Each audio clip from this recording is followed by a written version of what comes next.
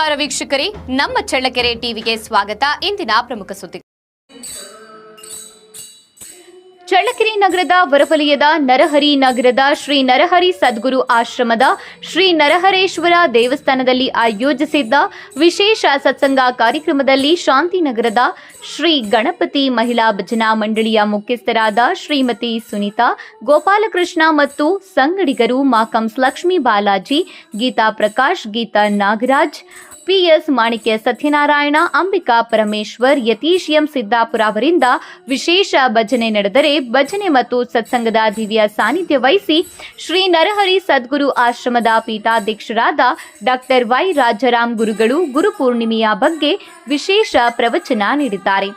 ವಿಶೇಷ ಭಜನಾ ಕಾರ್ಯಕ್ರಮದಲ್ಲಿ ರಾಮಚಂದ್ರಪ್ಪ, ಎಚ್ ಲಕ್ಷ್ಮೀದೇವಮ್ಮ, ಪ್ರೇಮ, ಸುಧಾಮಣಿ, ಯಶೋಧ ಪ್ರಕಾಶ್, ಮಂಗಳ, ಲತಾ, ಜಯಮ್ಮ, ನರಸಿಂಹಮೂರ್ತಿ, ಗೀತಾ, ಸತ್ಯನಾರಾಯಣ ರೆಡ್ಡಿ, ಲೀಲಾವತಿ, ವೀರಮ್ಮ ಸೇರಿದಂತೆ ಸಾಕಷ್ಟು ಸಂಖ್ಯೆಯಲ್ಲಿ ಸದ್ಭಕ್ತರು ಭಾಗವಹಿಸಿದರು.